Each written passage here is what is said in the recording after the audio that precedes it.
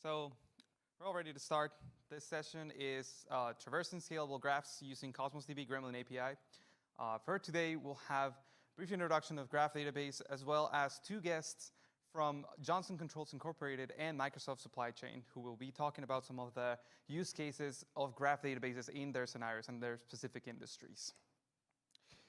Now, the thing with Ignite is that there's a lot of people from many different types of audiences, right? There's people from IT decision makers, or that's what marketing likes to call them, developers, developer leads, architects. But there's one thing we all have in common, I believe. First of all, we're all humans. Second of all, we all at some point have to make decisions around how to design an application, what applications to design, and then the technology that comes with it. So in every single customer discussion that I've been involved with, the process is the following. So you have a business requirement, ideally. You first have the problem you want to solve, and then there's a few iterations of data modeling before even the technology evaluation happens, right? So think about it this way. When you start planning an application, you first think of what entities will I have to connect together? What are the implications of the functionality that I need to store, the functionality that I need to provide? But what some people, and in some cases that I've seen, sometimes have trouble noticing is that this is an incremental process necessarily, right? There is no prediction of how your data model will be adequate for the real business needs that you will have as soon as your application hits either preview or production. There will very likely be changes in the data model, and that can cause a lot of pain when it translates to application functionality. So the best way to address this is to have the most flexible data model first to try to address a lot of the scenarios. And of course, the technology I'm going to present does not necessarily apply to all of the data problems. We will talk about specifically what applications benefit from it, but we'll talk about specifically what is best solved with a graph database. So I first like to ask, well, why are you here? And the following are my predictions. You're either new to graph databases and you want to learn how to solve problems with graph databases. Second of all, you are an existing user of graph databases and you want to learn how to use Cosmos DB and why should I use Cosmos DB to solve my graph databases problem. And third, you're an existing user of Cosmos DB, you use SQL API, you use Document DB, you may use MongoDB, and you want to take the next step and see how you can add a graph database workload to your existing applications. And fourth, maybe you didn't find another room, and this one's pretty comfortable. Actually, this one is the one that's not freezing, so it might be a great place to be. Okay, this doesn't seem like anyone falls in that category based on the reactions. So I'll try to address all the scenarios and try to start with, I'm new to graph databases. What can they offer me? So just a quick raise of hands. Who here is new to the graph database concepts? OK, pretty. All right. So I actually optimized the deck for this specific scenario. So let's talk about what needs a graph database. There's a set of data problems that are challenging to be solved with relational databases. And relational databases, we often compare a lot with it in Cosmos DB because that is the default answer to many of the applications, right? If you write an application, chances are it lives on SQL Server, MySQL, PostgreSQL. That is at least according to the latest results in the Stack Overflow developer survey. However, non-relational databases are on the rise, and one of the reasons is because it's hard to predict how a data model will sustain the challenge of time. And so for the graph databases particularly, we have the following business requirements that are best solved by a graph database. You may have transactional processing applications that have highly correlated data. You may require intuitive cardinality in relationships. That means if you have two entities, you want to know which one is the source and which one is the target. You want to have it easy, an easy time updating relationships to single or many objects. And we'll walk through a very specific example of how this looks like. You want to have flexible data modeling. You want to add entities without having to change schemas, have to manage that. You want to add relationships without having it be a very cumbersome, very taxing process in both the application side and the database management side. You have data requirements that evolve, and I believe that is applicable to every single application ever. You want cheaper updates on relationships, and this is compared to RDBMS, or you have hierarchical data structures. So you may see that these are all challenges that can be solved with a graph database in an efficient way, and this doesn't mean it's uniquely solved with a graph database. Now, but to understand this example, we need to know first what is a Tinkerpop graph database. And for that, it'll take us exactly 15 seconds to learn. So Apache Tinkerpop is the open source standard for graph databases. There's two major open source standards. One of them is, you guessed it, Neo4j with Cypher. The second one is Apache Tinkerpop. The reason why, and I get this question very often, the reason why we chose Apache Tinkerpop for our Cosmos DB graph database is because it has the most amount of vendors or graph database types in the market. In other words, there are many more database engines in the open source world that implement the Tinkerpop specification than there are databases that implement the Cypher Neo4j specification. In fact, there's only one that implements the Cypher Neo4j specification, which is Neo4j. In Tinkerpop, there's two objects. One of the objects is vertices, and that denotes entities, objects. If you have a problem space in real world, you may want to translate the entities or the agents in that space to vertices, because that's going to provide the most flexibility in terms of representing them. So entities and edges both have IDs, they have labels, and they have a key value pairs of properties. So ID is a uniquely enforced field in Cosmos DB, and it's indexed by default. And it provides a way to uniquely obtain a graph database object, whether it is a vertex or an edge. That is one of the fastest operations in Cosmos DB, and what the SLA is based on. It's either 99% of the cases, it'll be 10 millisecond reads, 50 millisecond writes. And it gets better than that sometimes. So edges, however, are used to represent relationships. So this is how you connect two entities represented as vertices. So for example, we have a vertex named Luis. Luis is a type of person. Labels are used to denote a class of objects. And you can have an arbitrary set of key value properties like age, favorite cuisine, nationality, etc. Gremlin is the programming language that is used to query this kind of database. So here's a quick exercise of how your data can be naturally a graph. Assume that we're going to create a company, an application that handles HR data. This is the case for many of our graph database customers. On the left, we have the representation in a relational database, which is a table, basically. We have a table with employees' names, groups, and IDs. And on the right, we have the representation in a graph database model. So on the relational database, we have 3 rows and 3 columns. On the graph database, we have 8 documents, each one of them represented as a 1 kilobyte document. So the total size right now at this point in time is fairly equivalent. Let's make it a little more complicated. So if your company is like mine, you will have experienced many reorgs, at least in the past year.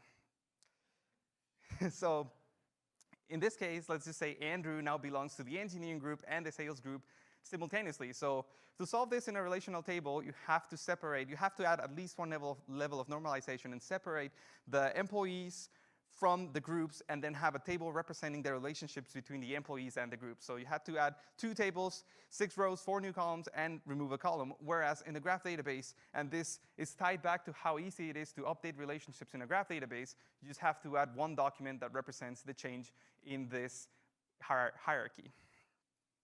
Can we complicate it a little more? Yes, we can. So what about nested groups? So assume that the sales group and the engineering group, top parts of the hierarchy, now belong to another level of hierarchy, which is Azure, the supergroup of these groups. So in the graph database model, you just have to add the Azure entity and then add 2 relationships that represent how it is connected to the already existing hierarchical structure. In the SQL relational database side, you have to create another table for representing the relationship between groups themselves. So you have another group that is the Azure group, and then a group-to-group foreign keys table. Of course, there are many other ways to implement it. You could have a supergroups kind of table, but then that's not a very scalable solution if you add more groups subsequently, which is exactly what we're going to do. Oh, wait, not yet. OK. What about hierarchies, though? If you have another hierarchical structure within this data, say you have one person being the manager of two other people inside of the graph, the way you represent this in a graph database would be by adding two additional relationships from one employee to the others. In the relational database table, the solution requires you to create another table that represents a relationship between the employees themselves. And as I was saying before, the previous solution, the one where you add supergroups of supergroups, it's not very scalable. And sorry, I forgot that this is the last thing we're going to do. Anyhow, so we have an existing structure. And I don't know why I've presented this so many times. We have an existing structure. And then what does the write operation look like in this existing structure? So if you add a new employee, a new person under any group, and it has to fit within the group's hierarchy and within the employees to employees hierarchy. This, in the relational world, is represented as 4 new rows in 3 different tables, whereas in the graph database world, you just have to update 3 documents. Now, this is what I was talking about. You have groups of groups. These can be added infinitely, and your application may require that. Maybe not infinitely, but it may require serious changes whenever a new supergroup is stated. So let's say Azure belongs to Microsoft. So this is just tying the new information to the existing hierarchy structure, whereas in the relational world, you have to make a lot of application changes to actually address this new hierarchy of hierarchies. So you add a new group, say named Microsoft.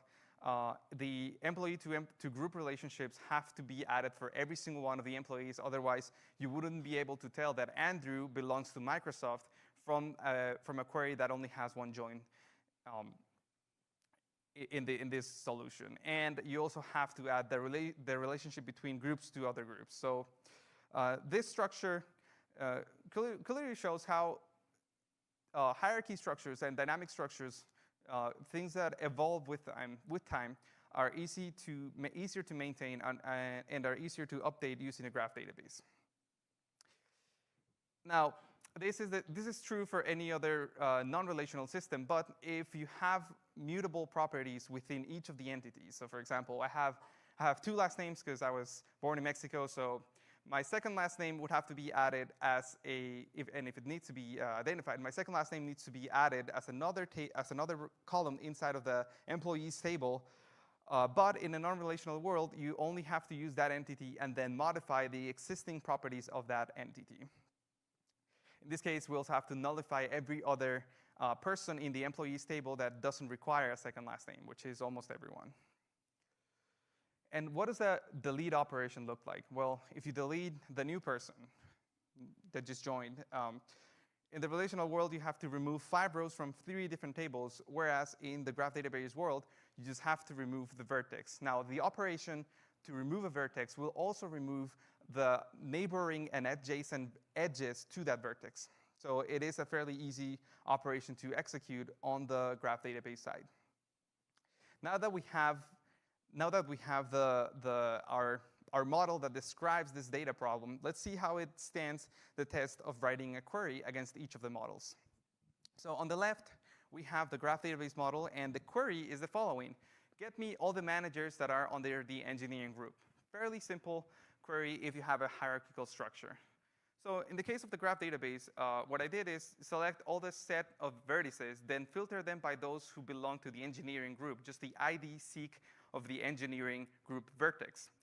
Then get all the members of that group and explore an inverse relationship. That's also that can be done. Explore an inverse relationship to get all the direct reports of that group and get me their names. So this query would actually return REMA. Now, in the relational space, what I did is the following. I selected the names of all the employees, inner joined with the group ID from the employee to the employee to group relationship. Then I joined the group of group IDs just to have that information and filter that in the inner join of a subquery that uniquely selects the employee ID on the left side of the foreign keys that represent the employee to employee relationship. Yes. And then filter that by the engineering group. The result should be just the name of the manager on the left side of the foreign key relationship from employee to employee, which is, in this case, Rima.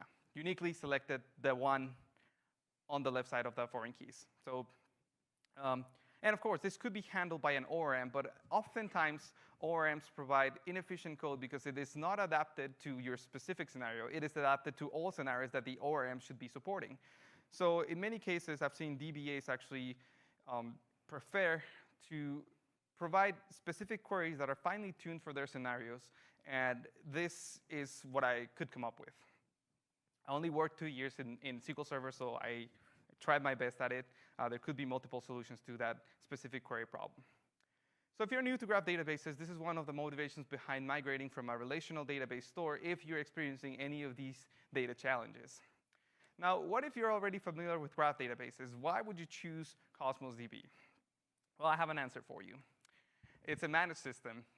Cosmos DB implements the communication protocol between the drivers and the server from the open source specification. So what this means is that if you have an existing solution that already leverages graph database in the Gremlin Tinkerpop specification, or if you find a solution in the open source in GitHub or something like that that still uses the open source drivers for Gremlin, this will work with Cosmos DB if you change the connection string to this new server. Of course, this depends on the feature supportability. We support a set of the features that the specification brings up just because we have to fine-tune them to the Cosmos DB backend behavior. But this is the basic idea. Gremlin API is a fully managed graph database. It is based on the open source standards, so it's compatible with a lot of existing open source drivers for all the programming platforms that are most popular in the open source world. So you can think of Java, Python, Node.js, or JavaScript, .NET, etc. For all of you who are using Gremlin API today, our recommended driver for .NET is Gremlin.NET. We are phasing out Microsoft.Azure.Graphs package, and we keep getting those questions. We actually added a new FAQ entry for that. That is what's going to provide the best experience today.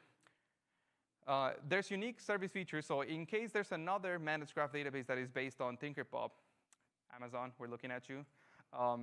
We have global distribution, multi-master support, elastic scale, and comprehensive SLAs. So all of the features that differentiate Cosmos DB overall from all other managed databases are translated to graph database. There's automatic indexing, high availability. It is automatically scalable with horizontal partitioning. So once you deal with databases that are more than 10 million objects in size, you have to deal with scale. And in Cosmos DB, dealing with scale is fairly easy. So you set a partitioning strategy by defining a partitioning key on your data that is going to be hashed and then routed through the existing partitions. New partitions will be added as you need it. So every partition is a unit of compute and storage. Every partition can process 10 gigabytes of data and 10,000 requests in a second. So your graph database can be theoretically infinite as you add partitions to the database. For efficiency, queries need to be scoped to a specific partition. So if you don't specify a partition key in one of your queries, we have to scan all of the queries, all of the partitions. Otherwise, it's not a feasible database operation. But don't worry, all edges in the Cosmos DB graph database contain partitioning keys and metadata that allows all the queries between partitions to be scoped. So it's only that initial query that needs to be fully scoped for it to be most efficient. Seamless scalability means that you can start very small. You can start with a single partition up to 10 million graph objects and then grow. And this growth happens without any changes on the application. So the application just provides a partition key, and it's routed automatically to all of the partitions that contain the data that is relevant to that specific query. So how many current users of Cosmos DB do we have here today? OK, so quite a few. You didn't raise your hand, Ramsey. So for an existing user of Cosmos DB, the question is, how can I get started with the Gremlin API? And so we have a few best practices. For example, if you know already how the partitioning system works, in graph, it translates fairly easy. You have to estimate your total data size. It's 10 gigabytes, represent 10 million graph objects. Both vertices and edges are represented as a document of a 1 kilobyte size. Define a partitioning key that distributes both data and database transactions or operations evenly. So not only the data has to be distributed evenly, but also the transactions. And this is something, this is often ignored. This is often not something that is achieved because the target is usually just distributing the data evenly. Specify partitioning key on your queries whenever possible. That is going to scope every single one of the queries that you execute, as we mentioned before. But it is not always necessary since edges contain the partition keys in their metadata. Now, this note at the bottom means that we have actually extended the Tinkerpop protocol to provide tuples within the index lookup, the ID index lookup. So if you provide a pair of partition key and vertex ID, you will be experiencing the fastest operation in Cosmos DB, which is the point lookup. Point lookups are a great start for a traversal that may incur in different paths, but starting at a point lookup will actually save up a lot of the latency that is incurred when creating a traversal, a complex traversal. Now, the next one is it's more about the design of the data as you specify graph databases. So how many graph objects do I really need? And I'm not going to name anyone, but people get really, really excited when they create new graph database solutions. So in one common pitfall is that you have too many graph objects, right? So for example, on the left, we have a vertex named Luis, who's a person, weighs 165 pounds as of last week, and its nationality is from Mexico. So both options are applicable, right? Both options are functionally possible. However, there's different implications. If you specify it on the way, like it is on the right, every single property can be a vertex, right? And the idea is that you would group vertices under those properties now converted into vertices. So for example, anyone who belongs to the nationality of Mexico would be pointing to the same vertex as opposed to having a property within each of the records that says Mexico. And there's different implications for this. So for example, if you have fewer graph objects, the cost per query will be less just because you will be bringing to memory less objects for every one of the operations. The latency then will be less just because the graph layer that is built between the application and the backend database will have to make less requests at a time. It'll be easier to partition just because if there are less graph objects, it is fairly more intuitive to group them as such that they are better served by the query. They are better formed, better suited for the queries that are going to be executed against them. But one of the trade-offs in this case is that it will be less flexible. So for example, if you want to start a query with, let me land my first point of my traversal on Mexico, and then traverse around, this would be fairly complicated to do on the model of the left, just because every single vertex would have the property Mexico. If you go all the way to the other side of the gradient, it's going to be more costly, it's going to be more latency, and it's going to be a little hard to partition. Like Mexico could be a property that is shared across all of the partitions, but it'll have to live in a partition that's separated from all of the ones in the entire collection. So you lose cost, you lose latency. It is harder to partition, but the queryability of this data becomes a lot simpler and a lot more intuitive. So you can have group combinations based on the starting edges, starting vertices. You can have traversals that can be flexible and can answer different business questions depending on how you form your traversal. So the ideal solution to this is somewhere in the middle, where all your queries are served with the least minimal amount of objects, but not any less. And a couple more before we move on to the guests, a couple more recommendations and best practices. So if you're already familiar with Cosmos DB, you know that the RU costs can be tricky to calculate. So one thing to keep in mind for this to be applied to a graph database is that vertices and edges are stored just as documents. So every edge is also charged as a document as well. So if you get an operation on this graph that says, get me all the vertices, some people would expect it to be only 4 RUs just because you're getting just 4 vertices out of this. However, the way you got to the vertices that are separated by a relationship was by obtaining an edge, which is a document that describes a relationship. So the total cost of this operation would be 7 RUs, 4 vertices and 3 edges, obviously assuming that they're all 1 kilobyte in size and they're all point lookups and everything like that. So RUs are a thing to consider whenever you're forming a graph database query. There's best practices when designing relationships. And this is more of a data modeling exercise. If you have the graph on the left, and it's fairly intuitive to say, well, Luis is connected to Rima, Andrew, and John, that can be described with a nose kind of relationship, right?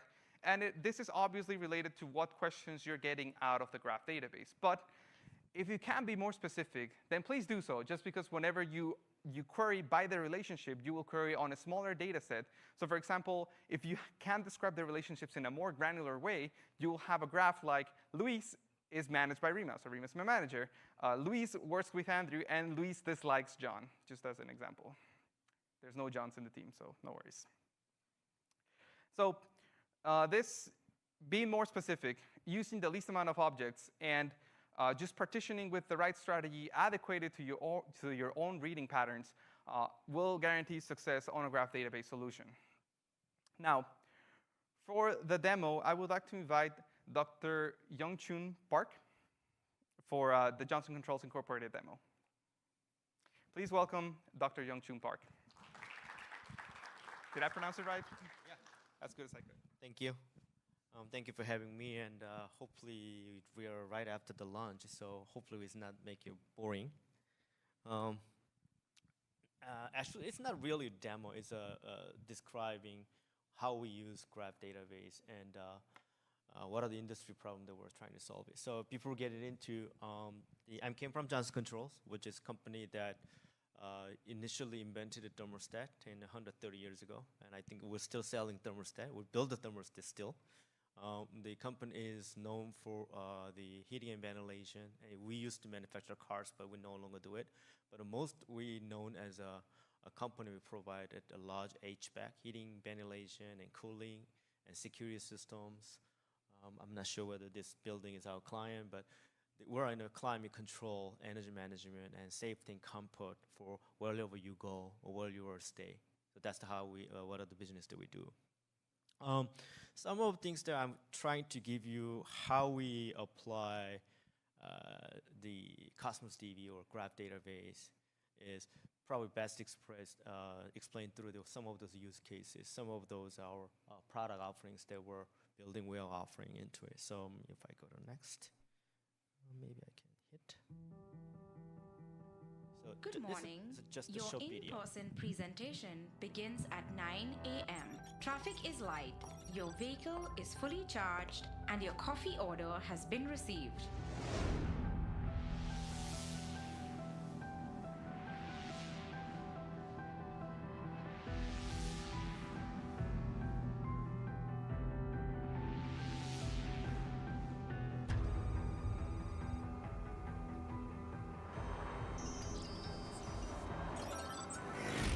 Parking space number 345 is now available.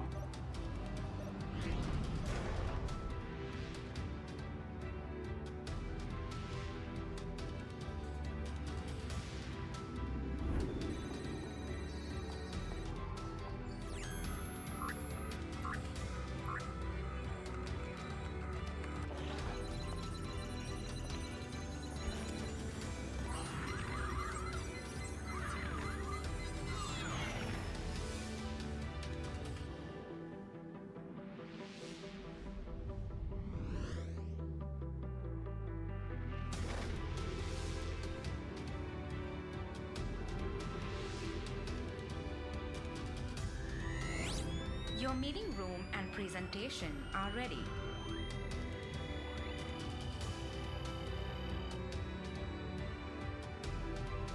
The notes from the meeting will be sent shortly.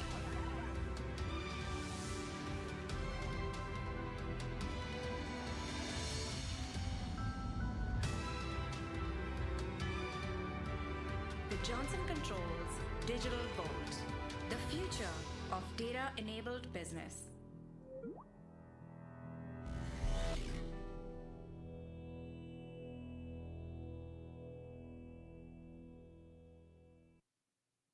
take a look at the story. And actually, when I look at the story, it's scary because it is, if you're taken as a data integration problem, how many different data sources I have to deal with, how many sensor data I have to bring it into it, how I can configure the space, and how I can tag the mobile device associated with the data that transmit and then create the trail of every single your move and your usages. So think of it as a data integration problem. I want to build a social graph that are equivalent to your space, your people, and your asset that you interact with it. And these are the kind of problem that we're trying to solve it, because when you deliver the experiences to the client or those who use the system, it's really about seamless integration of different data from one point to the other.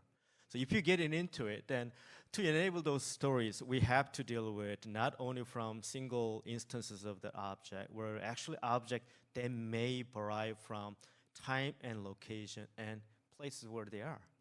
So your data shape changes over time.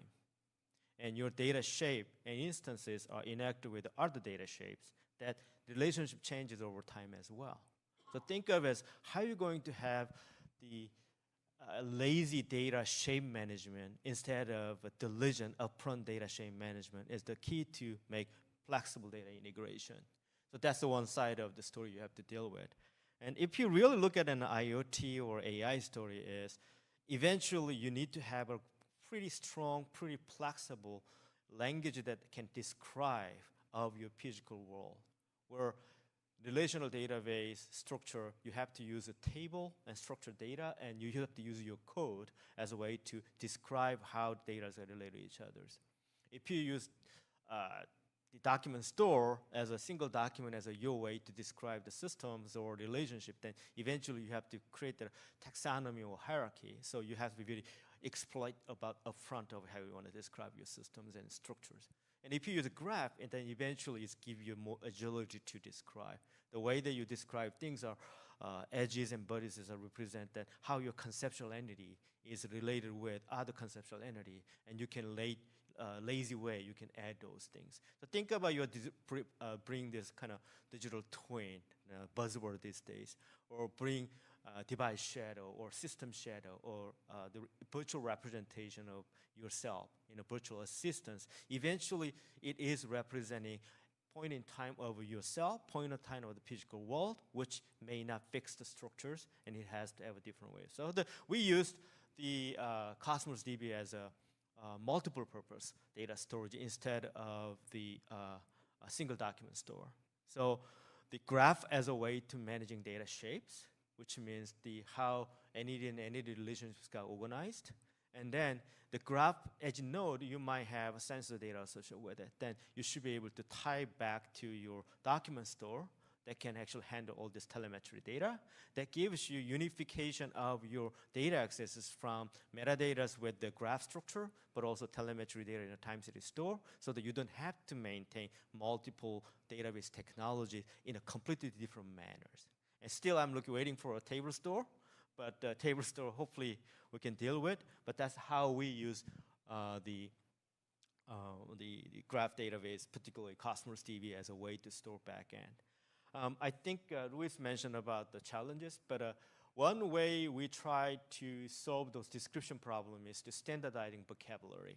So end of the day, you have to actually have a way to describe in a common sense and commonly agreed semantic representation of your entities and relationship. Because end of the day, if you want to describe like this conference room or this meeting room, roughly you need to have 200 to 300 different entities and relationships you have to. Spatial relationship is one way, assembly relationship is one way, and control by those types of relationships. So we're putting into the kind of significant effort to make sure that those standardizing those entity types and entity relationships, which is in our industry, we're pushing hard to build up something called the brick schema, which is very similar to, I think this Monday, Satya and those guys, they announced that open data practices, where this is a kind of equivalent initiative that we're putting into the wall.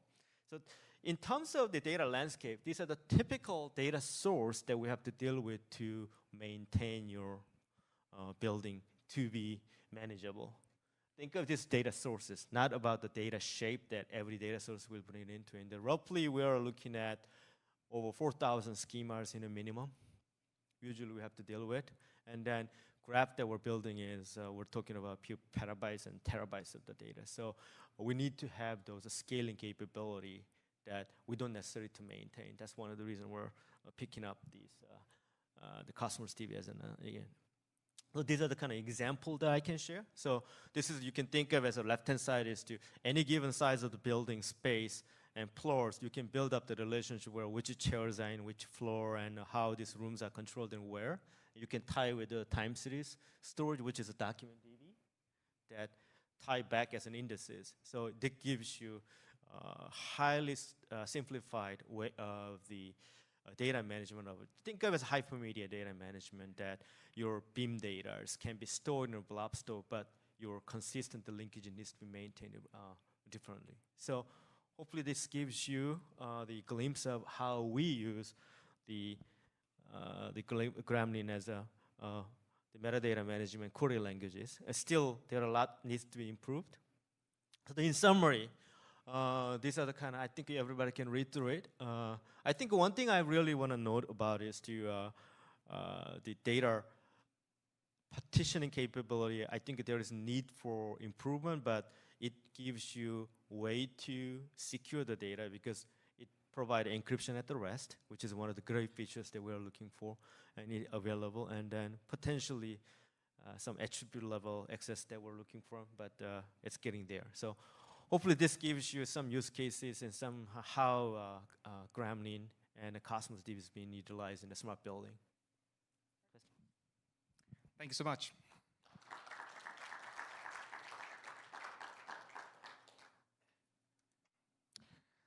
So next we have Microsoft Supply Chain represented by Ramsey and Nimra. So please give them a hand. They'll talk about the scenarios in the graph database, in the supply chain space.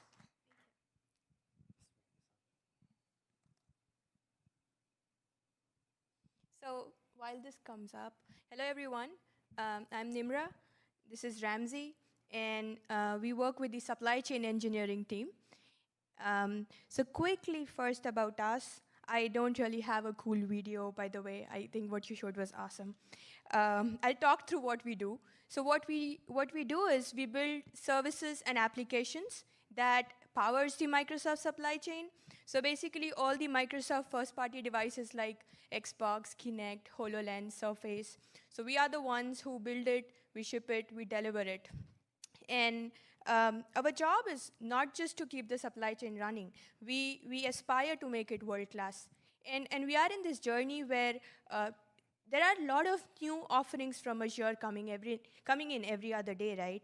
And what we do is we rethink the way we have solved problems in the past, and we want to optimize it with the new technologies coming in. And I'm going to talk to you about one of the problems in the sourcing world. So supply chain has multiple aspects to it, right? Sourcing, planning, manufacturing. And so specific to sourcing. So quickly, what is sourcing? It basically deals with, for any material which is used to build a product, how do I source it? Who can be my supplier? What is the price? What is the lead time? And that's pretty much, in a very simple way, what sourcing deals with. And so if you think about any product, like let's pick this Surface. So it consists of multiple parts. Like it might have battery, motherboard, speakers, lids, sensors. And those parts in turn consist of multiple parts. And again, you have the same chain going on. And each of these parts can come in from one or more suppliers. So you have alternate parts, you have many suppliers, you have different pricing, and the structure is very, very hierarchical in nature. And hierarchy now quickly brings me back to what Luis was talking about, right? Because this is, so no prizes for guessing what we did. This is where graph really, really helps. And it hugely helped us optimize the problem we had.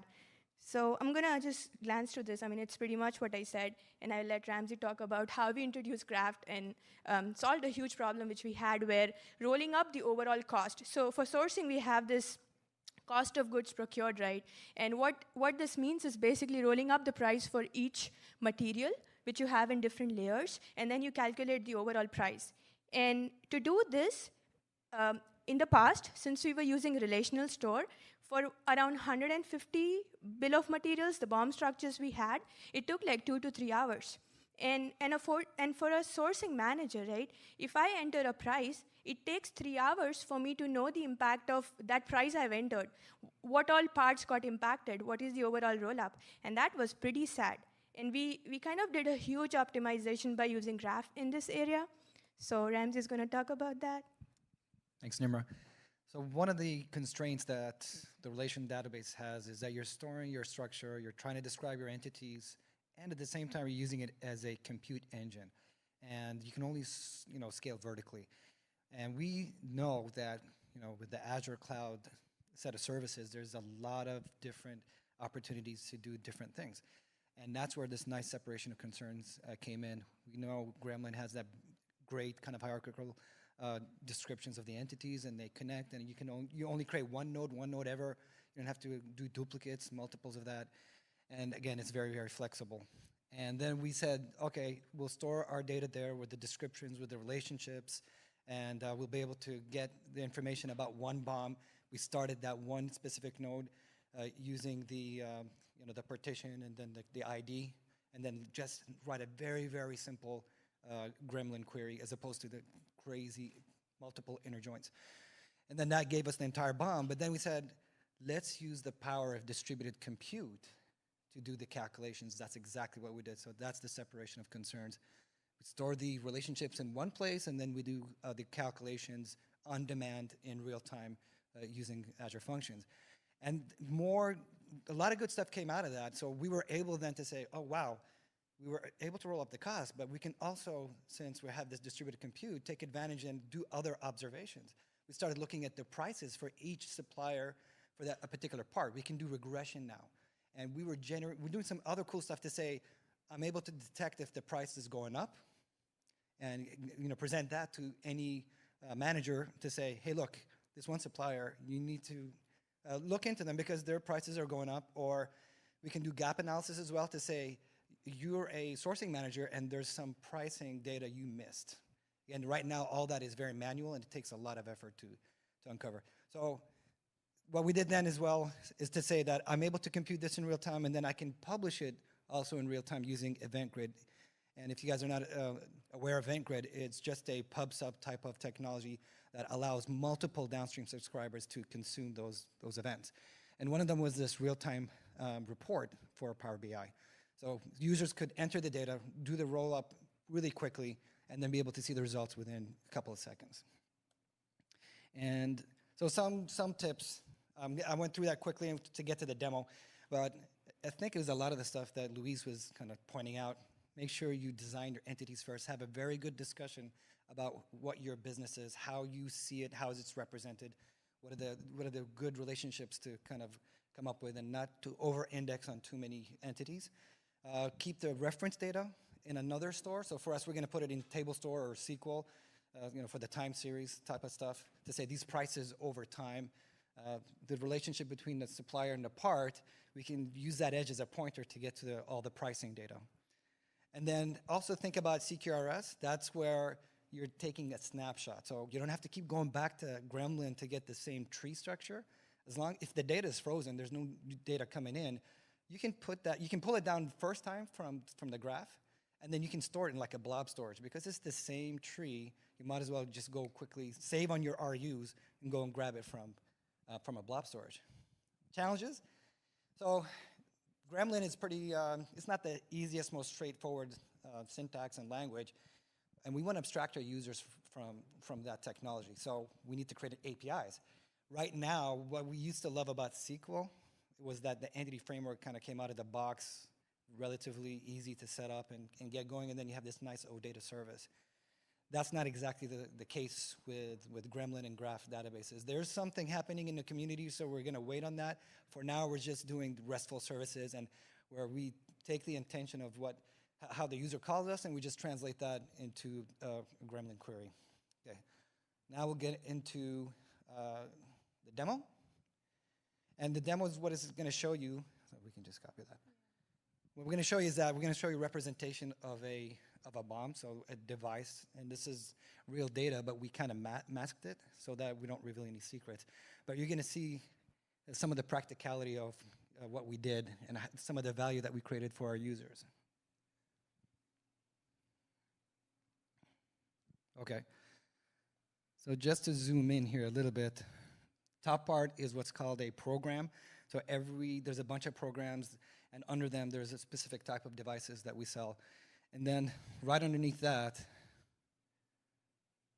now this is a device. So this part number, I just call it part number to hide the secret. But essentially, that is something like a Surface or an Xbox, and it's made up of other parts, and it's made up of sub-assemblies as well. And all these orange boxes are sub-assemblies, and you expand that, and you get into deeper type of tree structures. And just want to show you right now, so these are some of the anomalies that we were able to detect in real time. So that kind of police siren thing, that is a risk assessment to say, hey, this one part only has one supplier. And we've had incidents where one part that's sitting in multiple products failed us. And that becomes a big problem because now you're dependent on that one part. You don't have an alternative part. So this is one way that we've let people know that you need to go and work and find other alternatives. And here's another example of what we did. This is really cool. We took the relationship between the supplier and the part, and we were able to get that pricing data, and we did some regression on it. So if you can bring it back up. Yeah, so we did regression on this. We generated the graphs in real time. This is all Azure functions, distributed compute. One Azure function does the roll-up cost. Then it says, okay, I'm going to take that supplier data, the pricing data, I'm going to put it in another queue. Another function app picks it up and generates this graph on the fly. This is the kind of cool stuff you guys can do when you combine amazing technologies from the cloud. Graph, again, is the structure, distributed compute, Azure functions, plug and play type of technologies. You stream it out in real time to Power BI. You've got some amazing experiences. So hopefully I've given you, and just one last thing, our users just can't seem to get away from Excel. So of course, we embedded that as well. A lot of things that you guys can do. That's all we have for now. I hope you guys have taken some good things away from this. Thanks very much.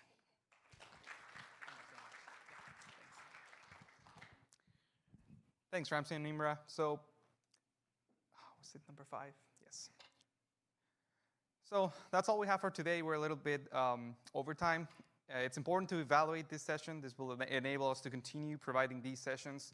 I will be available at the booth, and I will stick around. We will stick around for some minutes right now to answer any questions that you may have. But yeah, thanks for coming, and hopefully this was informative.